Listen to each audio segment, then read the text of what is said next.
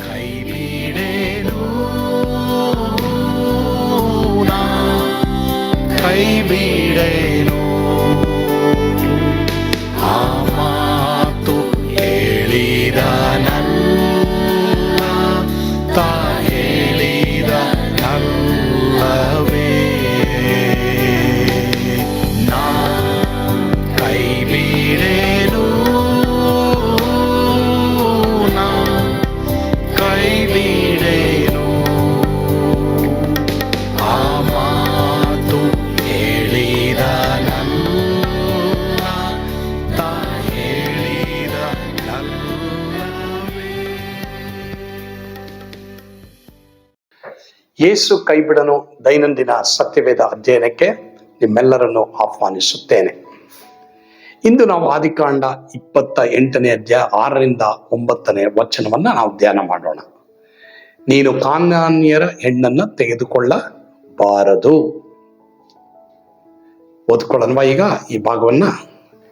ಈಸಾಕನು ಯಾಕೋಬನನ್ನು ಆಶೀರ್ವದಿಸಿ ಪದ್ದನ್ ಆರಾಮಿನಲ್ಲಿ ಹೆಣ್ಣನ್ನು ತೆಗೆದುಕೊಳ್ಳುವುದಕ್ಕೆ ಕಳಿಸಿದ್ದನ್ನು ಅವನು ಯಾಕೋಬನನ್ನು ಆಶೀರ್ವದಿಸಿದಾಗ ಅವನಿಗೆ ನೀನು ಕಾನಾನ್ಯರ ಹೆಣ್ಣನ್ನು ತೆಗೆದುಕೊಳ್ಳಬೇಡವೆಂದು ಅಪ್ಪಣೆ ಕೊಟ್ಟದ್ದನ್ನು ಯಾಕೋಬನು ತನ್ನ ತಂದೆ ತಾಯಿಗಳು ಹೇಳಿದಂತೆ ಪದ್ದನ್ ಆರಾಮಿಗೆ ಹೋದದ್ದನ್ನು ಏಸಾವನ್ನು ನೋಡಿದಾಗ ಕಾನಾನ್ಯರ ಹೆಣ್ಣು ಮಕ್ಕಳು ತನ್ನ ತಂದೆಯಾದ ಈಸಾಕನಿಗೆ ಇಷ್ಟವಿಲ್ಲವೆಂದು ತಿಳ್ಕೊಂಡು ಇಷ್ಮಾಯೇಲನ ಬಳಿಗೆ ಹೋಗಿ ಅಬ್ರಹಾಮನ ಮಗನಾದ ಇಷ್ಮಾಯೇಲನ ಮಗಳು ನೆಬಾಯೋತನ ತಂಗಿಯೂ ಆಗಿದ್ದ ಮಹಲೇತ್ ಎಂಬಾಕೆಯನ್ನು ಮದುವೆ ಮಾಡಿಕೊಂಡು ತನ್ನ ಹೆಂಡರಲ್ಲಿ ಸೇರಿದನು.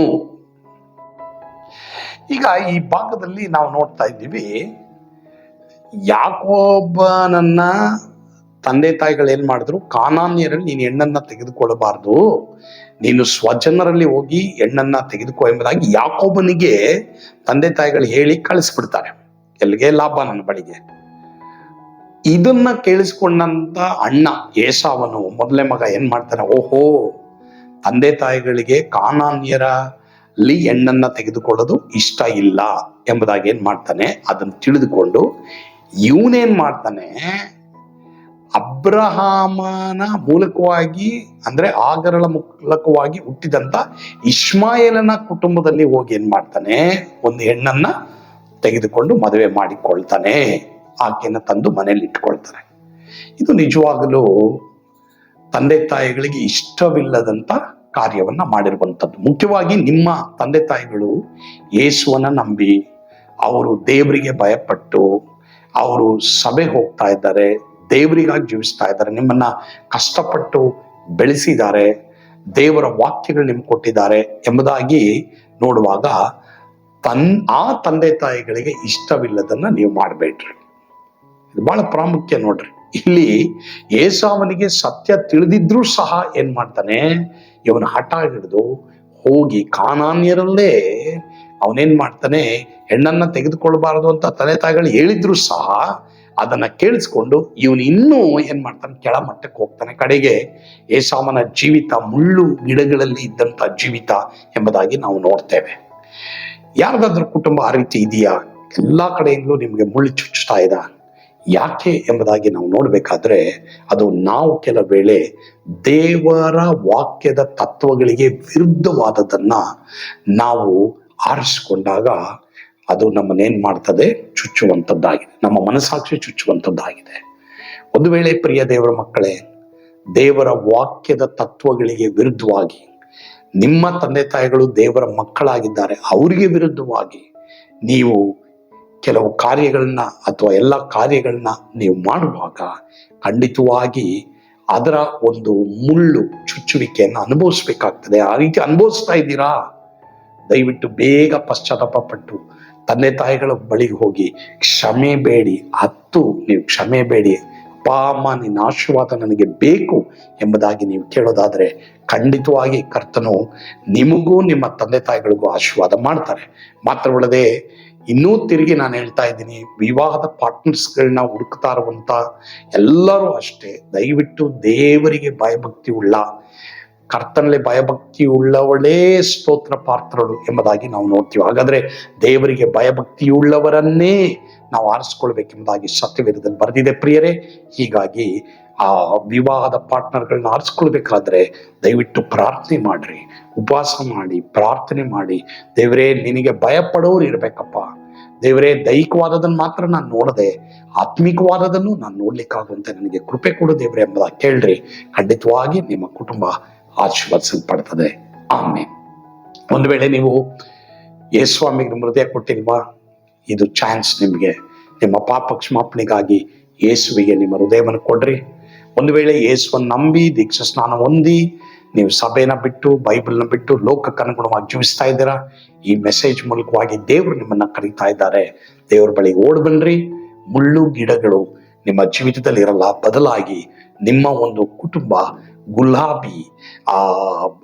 ಗುಲಾಬಿಯ ತರ ಇರುವಂತದ್ದಾಗಿದೆ. ಕರ್ತನ ಆ ರೀತಿ ನಿಮ್ಮನ್ನ ನಡೆಸಲಿ. ಆಮೇಲೆ ಪ್ರಾರ್ಥಿಸೋಣವಾ. ಪರಮ ಪ್ರೀತಿಯುಳ್ಳ ತಂದೆ ದೇವರೇ, ಇವತ್ತು ಫ್ಯಾಮಿಲಿ ಲೈಫಲ್ಲಿ ಅನೇಕರು ಕಷ್ಟಪಡ್ತಾ ಇದ್ದಾರೆ. ಅನೇಕರು ಇವತ್ತು ಫ್ಯಾಮಿಲಿ ಲೈಫ್ನಲ್ಲಿ ತೊಂದರೆಗೊಳಗಾಗಿದ್ದಾರೆ. ಅವರಿಗೆ ನೀ ಕೃಪೆ ತೋರು, ದಯೆ ತೋರು, ಅವ್ರನ್ನ ನೀನು ಕರುಣಿಸು. ಅಪ್ಪ ತಂದೆ ದೇವರೇ ಸ್ವಾಮಿ, ನೀನು ಕರುಣಿಸುವಂತ ದೇವರು, ನೀನು ದಯೆ ತೋರಿಸುವಂತ ದೇವರಪ್ಪ. ಒಬ್ಬೊಬ್ಬರನ್ನೂ ನೀನು ಬಲಪಡಿಸಿ ನಡೆಸು. ತಂದೆ ದೇವರು, ಯಾರ್ಯಾರ ಕುಟುಂಬದಲ್ಲಿ ಇವತ್ತು ಮುಳ್ಳು ಗಿಡಗಳಿದೆ, ಬಿಡುಗಡೆ ಕೊಡು, ಆಶೀರ್ವಾದ ಕೊಡು. ಯೇಸುವಿನ ಹೆಸರಿನಲ್ಲಿ ಪ್ರಾರ್ಥಿಸ್ತೇವೆ ಸ್ವಾಮಿ. ಆಮೇನ್. God bless you. ಸ್ವರ್ಗದ ಆನಂದ ನಿಮ್ಮೆಲ್ಲರನ್ನು ತುಂಬಿ ತುಳುಕಲಿ. ಆಮೇನ್.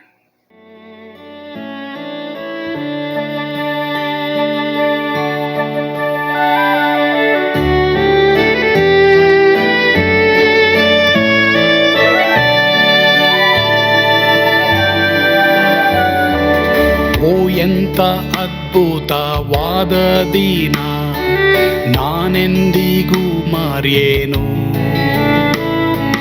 ಪಾಪಂಧಕಾರದೊಳ್ ಅಲೆದೇನ, ರಕ್ಷಕನ ಕಂಡೇನು. ಕೋಮಲ ಕರುಣೆಯುಳ್ಳ ಯೇಸು ಎನ್ ಕೊರತೆ ನೀಗಿದ. ಕತ್ತಲೆ ಹೋಯಿತು, ಜ್ಯೋತಿಯು ಮೂಡಿತು, ನಾನೀಗ ಧನ್ಯನಾದೆ. ಸ್ವರ್ಗದ ನಂದ ಎನ್ನಾತ್ಮ ತುಂಬಿತು. ಶಿಲುಬೆನಾಗ ಎನ್ ಸ್ವಸ್ಥ ಕೈದನು. ಎನ್ ಪಾಪ ತೋಳೆದ, ಈರುಳ ದಿನಕ್ಕೆ ತಿರುಗಿದ. ಸ್ವರ್ಗದ ನಂದ ಎನ್ನಾತ್ಮ ತುಂಬಿತು.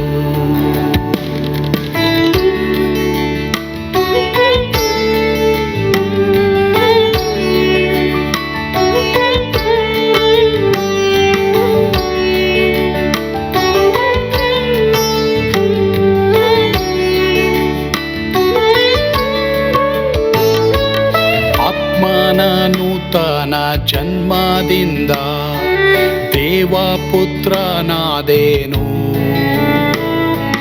ನೀತಿ ನಿರ್ಣಯವ ಹೊಂದಿದೇನು, ಭಾಗ್ಯವಂತನಾದೇನು. ಪಾಪಾತ್ಮನಾಗಿ ನಾ ಬಂದಾಗಲೇ ಆಶೀರ್ವಾದ ಸಿಕ್ಕಿತು. ಕೃಪೆಯ ಮೂಲವೇ ರಕ್ಷಣೆ ಹೊಂದಿದೆ, ಸುನಾಮ ಕೊಂಡಾಡುವೆ. ಸ್ವರ್ಗದ ನಂದ ಎನ್ನಾತ್ಮ ತುಂಬಿತು. ಶಿಲುಬೆನಾಗ ಎನ್ ಸ್ವಸ್ಥ ಕೈದನು. ಎನ್ ಪಾಪ ತೋಳೆದ, ಈರುಳ ದಿನಕ್ಕೆ ತಿರುಗಿದ. ಸ್ವರ್ಗದ ನಂದ ಎನ್ನಾತ್ಮ ತುಂಬಿತು.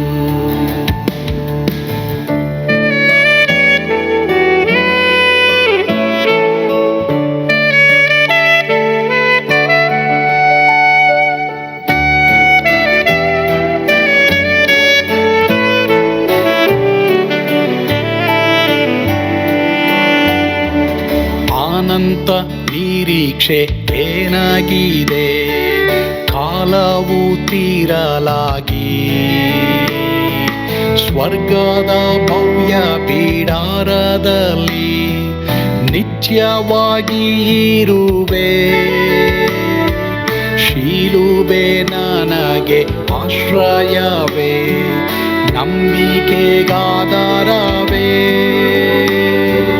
ನಿತ್ಯ ಐಶ್ವರ್ಯವ ದಿವ್ಯಾಶೀರ್ವಾದವ ಕರ್ತ ಇವನೇ ನಗೆ. ಸ್ವರ್ಗದ ನಂದ ಎನ್ನಾತ್ಮ ತುಂಬಿತು, ಶಿಲುಬೆ ನಾಗ ಎನ್ ಸ್ವಸ್ಥಗೈದನು. ಎನ್ ಪಾಪ ತೋಳೆದ ಈರುಳ ದಿನಕ್ಕೆ ತಿರುವಿದ.